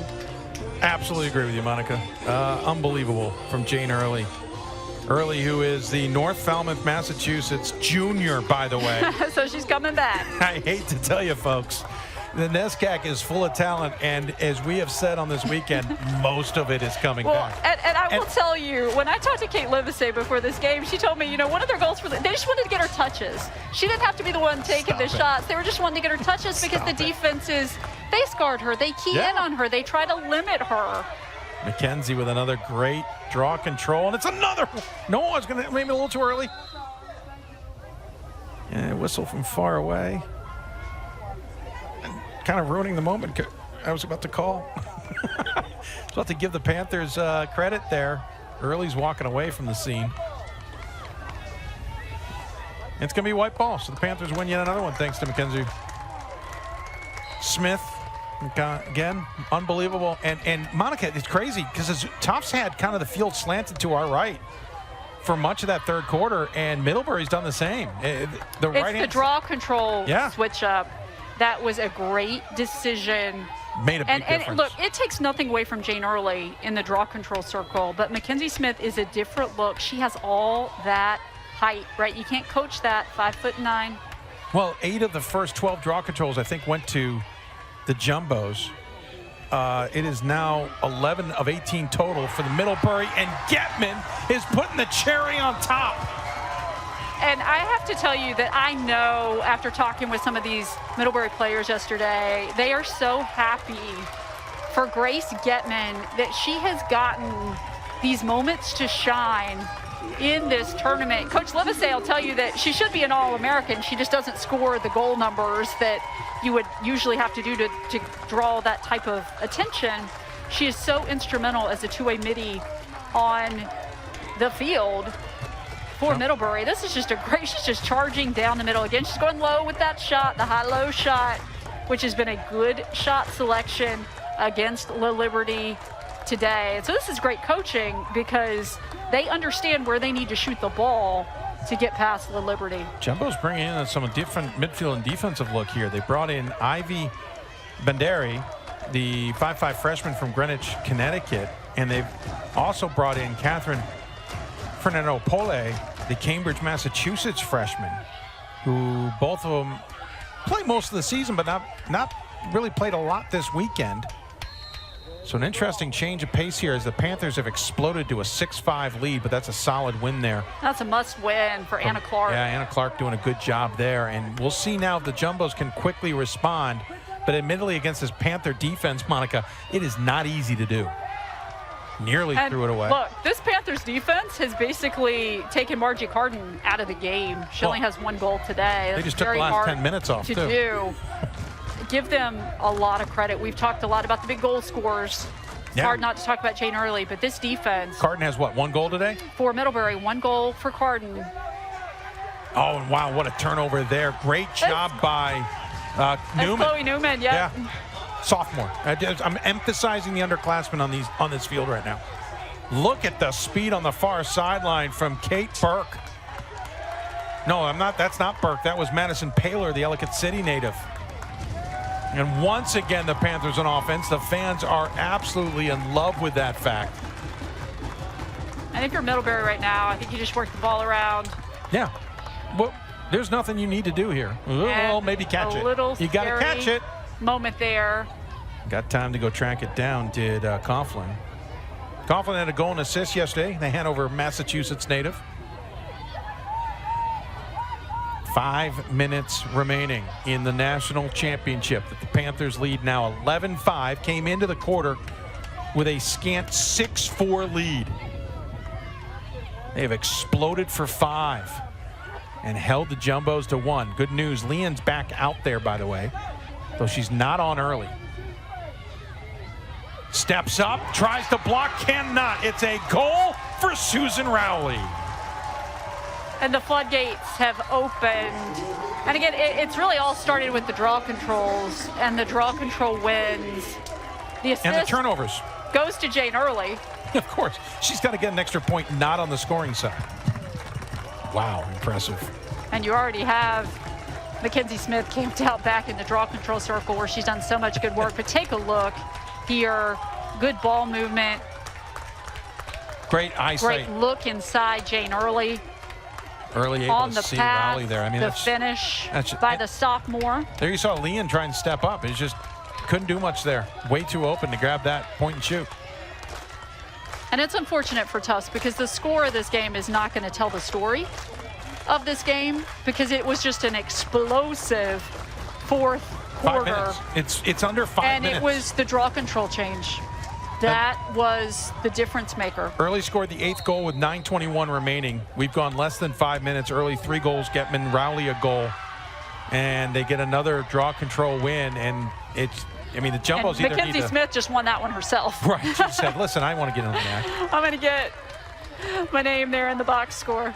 4:24 remaining. And unless the Jumbos can mount a miraculous comeback here, the Panthers are on the doorstep of a 8th national championship in women's lacrosse. Their first since 2019, as La Liberty came way out of her cage there. And what's important to remember is 2020 they played 3 games. 2021 they played no games. No Middlebury teams played games in the academic year of 2020-21. It's just so hard because you're not practicing, you're not playing against elite level competition. It's hard to stay in the shape that you need to be in to play lacrosse at this level. And non-traditional seasons only entered the fray just during the pandemic. But even that's not enough to kind of keep things going when you're missing an entire season. And frankly, you're missing the chemistry, the team bonding, that experience that you have. And you might get some of that, but you're not getting it through the game experience. No, it's not the same thing. And then the other thing that you lose is classes of leaders, because you have sophomores and juniors who are not around seniors who are showing them how to be leaders. Shot as 3 seconds were on the possession clock. And they will miss the goal, so it'll be a turnover back to the Jumbos. Well, and again, I think that's what makes it so impressive that in the 3 stick sports in women's lacrosse at Middlebury, field hockey, ice hockey, and lacrosse, they accumulated 1 loss this season, and it looks like they're going to wrap up 3 national championships in those 3 teams. So smart right there by Erin Nicholas. Just backing off. She didn't want to commit the infraction. Jumbos want to see if they can get a last gasp here. Joyce lost possession but gets it back, and she'll get the pass back. Looking in front to Carden, but great closeout defense that time from Paler. Foul called on Carden. You see her throw her hands up in the air in frustration. Got a warning, it looks like, too, for kind of encroaching on the restart. 2:16 left in the national championship. The Panthers ready to put another ring on that hand. And for Erin Nicholas. I was going to say, especially for Erin Nicholas. She just has a whole collection. It's really tremendous what she has done. Tufts is going to fall, by the way, 2nd year in a row in the title game. After never getting here, have been to the Final Four 3 years in a row, in the championship game twice in a row. But they will go home without a championship. Middlebury will just add to their collection. 1:40 left before the Panthers can officially celebrate, but you can tell they know it at this point. A frenetic 5 minutes. Opportunity in front, shot in a goal. It is Rowley again, this time from Risberg.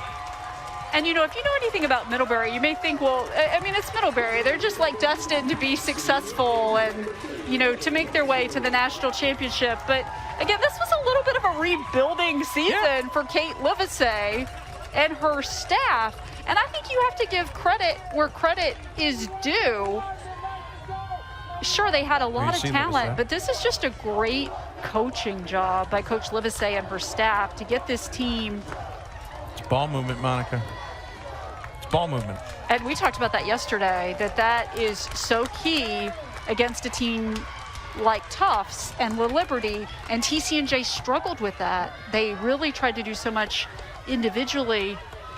Watching Liberty now, frustrated that this has been a bad 4th quarter, not for her. It's been more about just an amazing offensive turnout by the Panthers, but hats off to Liberty. This score will not be indicative on how well she played in this game either. It just, the Panthers finally figured out the key, and as you said, the floodgates opened. 1:13 left to go here in Salem. Jumbos would love to at least have a say here and maybe get one more in the.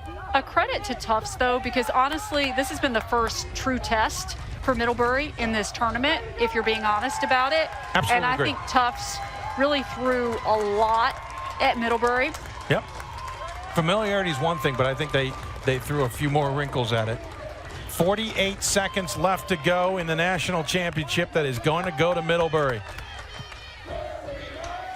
After playing a total of 3 games in the previous 2 seasons, the 2019 champs, in their minds, are going back to back. 30 seconds left. They didn't get a chance at it in the last 2 years at all. COVID derailing everything. But I think it's going to make it even sweeter for Middlebury because they have won those championships in very different ways. You're and right. It says a lot about this team. As I said, I think it says a lot about the coaching staff. 10 seconds left. Hats off to Middlebury. The national championship in Division III women's lacrosse is headed back to Vermont. What an effort by this entire team. And I think that that's the reason why you have seen them be so dominating during this tournament, because you look at every position on the field and it's just a stellar player occupying that spot. They are just stacked top to bottom in terms of talent. And you see the celebration there. It is so well earned. But again, I want to talk for a minute about Courtney Shute and the Tufts Jumbos, because they have had a tremendous season. They are so talented. They threw everything they could at Middlebury. It looked like in the third quarter that the game was going to turn, and Tufts was really going to grab that momentum. And so just to credit to Coach Shute and her team for the season that they've had. Listen, Middlebury finishes 22-1 on the season. That one belongs to those Jumbos who knocked them off for the NESCAC title. Granted, Middlebury won the bigger championship, arguably, but it's not like the Jumbos are going home having not had a great season. They'll finish 19-4 on the year. By the way, Middlebury has still not lost a game away from home since the championship game in 2018 here in Salem. They have won the title here. By the way, quick note, as Monica and I finish up our end of the broadcast in a little bit, we will be staying, the live stream will be staying for the trophy presentations to both teams. Quick note, back to the Jumbos again. Hats off to Molly Liberty. She's ranked as a senior, by the way. That is academic ranking. Newburyport, Massachusetts native. If she so were to choose, could come back for another year athletically.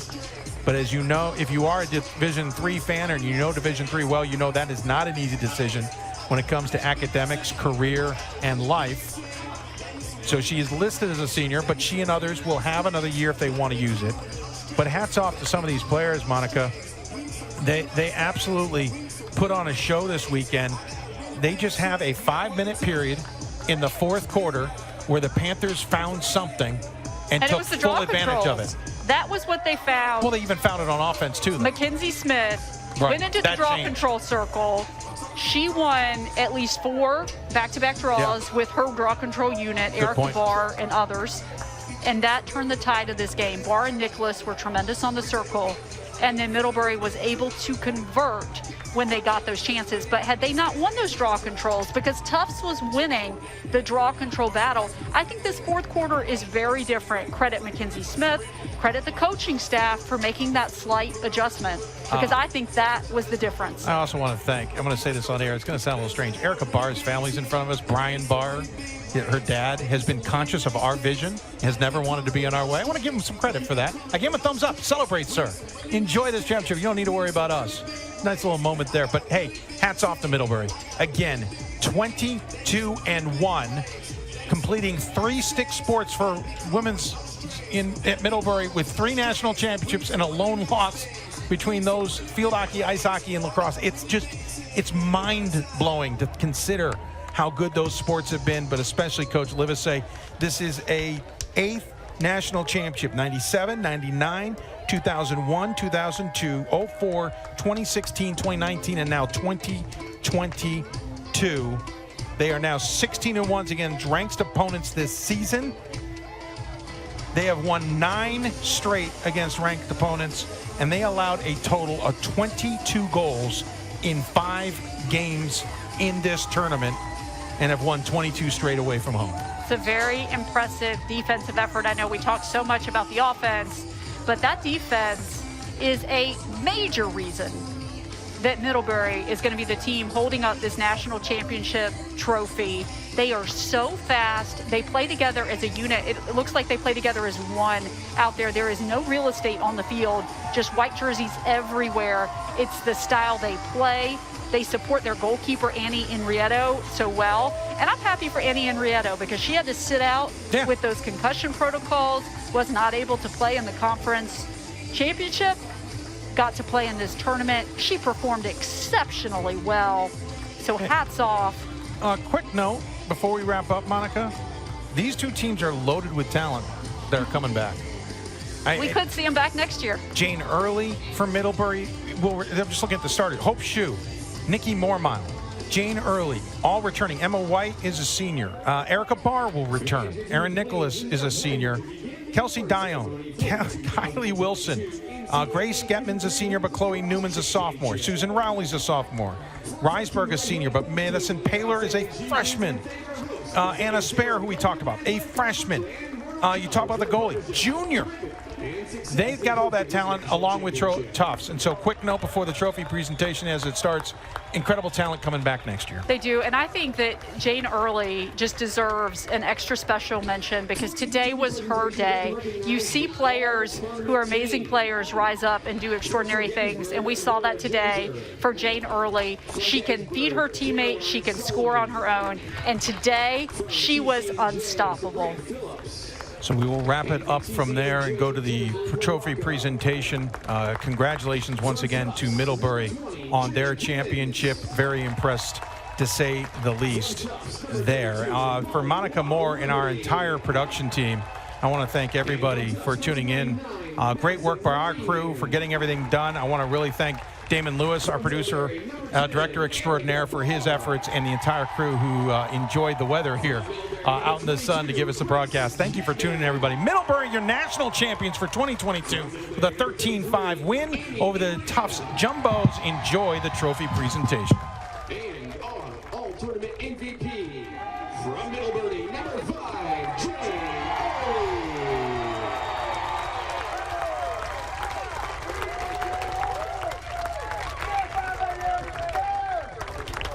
And now for the trophy presentations. First, the runner-up team finishing with a record of 19-4, the Tufts University Jumbos. Presenting the awards is the chair of the NCAA Women's Lacrosse Committee, Patty Foyt. Would the individuals please come forward as your name is called? Number 0, Courtney Kaufman. Number 1, Ivy Bundari. Number 3, Meg Hatton. Number 4, Anna Clark. Number 5, Caroline Walter. Number 6, Kate Wijak. Number 7, May Brady. Number 8, Bella Monteleone. Number 9, Madeline Delaney. Number 10, Catherine Delaney. Number 11, Alexa Amorzino. Number 12, Sophia Antizana. Number 13, Catherine Fernanda Poulet. Number 14, Grace Frericks. Number 15, Becca Gable. Number 16, Sasha Bellick. Number 17, Ella Lesperance. Number 18, Claire Wright. Number 19, Allie Savage. Number 20, Jenna Gibbons. Number 21, Caroline Sapier. Number 22, Emma Yale. Number 23, Emma Joyce. Number 24, Sammy Rothstein. Number 25, Amanda Cow. Number 26, Caroline Cromwell. Number 27, Margie Carden. Number 28, Caroline Shanahan. Number 29, Lucy Hodge. Number 31, Pascal DeBuren. Number 32, Molly Law Liberty. Number 33, Colette Smith.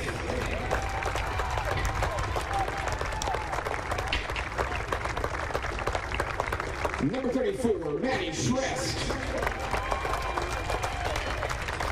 Number 35, Mary Grace Reynolds. Number 36, Kate Mastrozano. 39, Madison Lehan.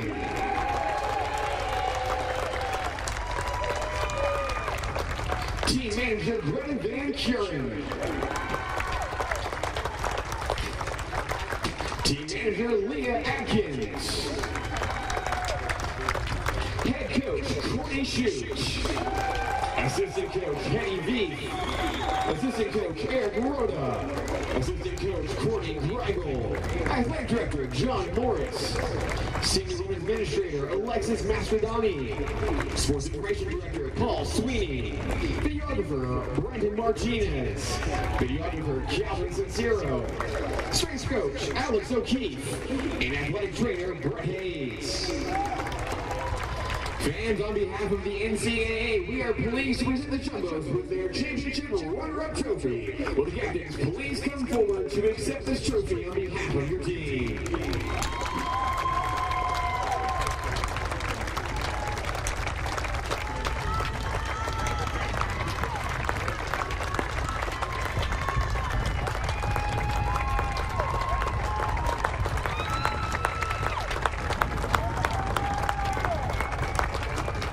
Congratulations for your fine athletic performance.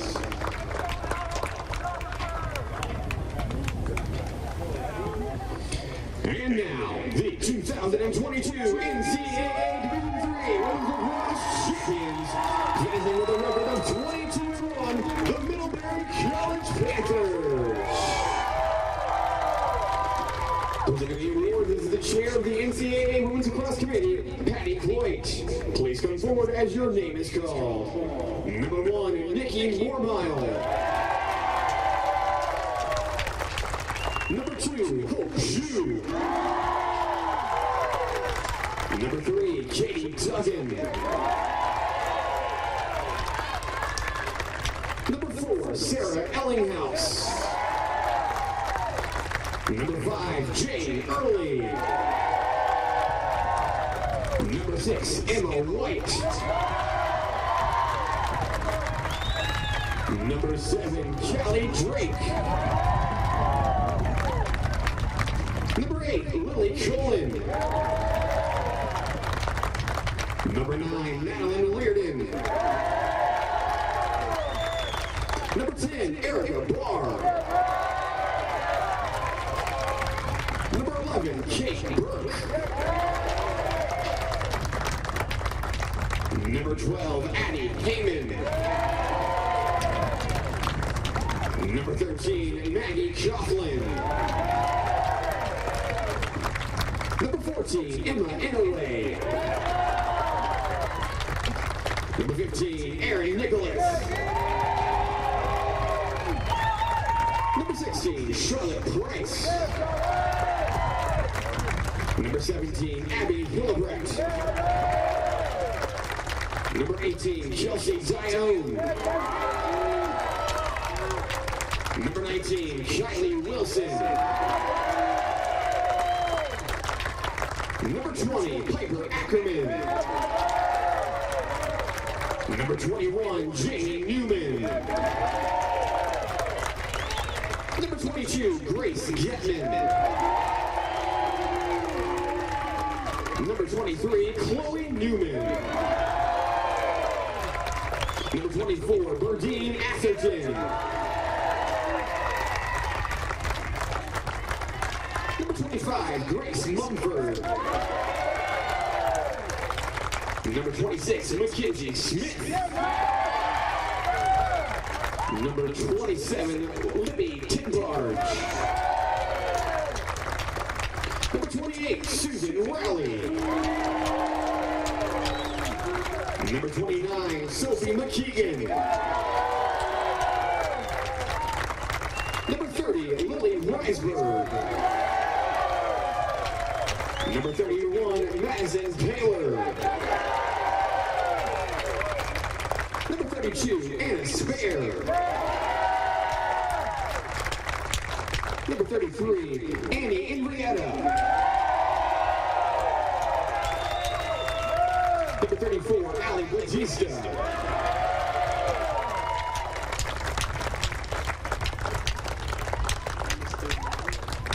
Number 31, Madison Taylor. Number 36, Gina Driscoll.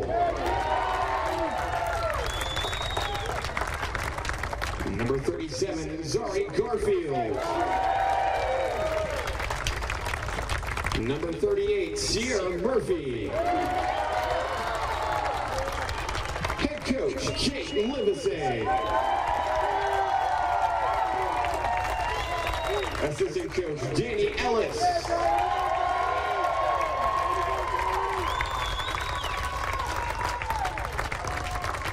Assistant coach, Amy Patton. Sports information, Dane McKee. Sports information, Lyle Fulton. And now, on behalf of the NCAA, we are pleased to present the Panthers with their championship trophy. Will the captains please come forward to accept the trophy on behalf of your team?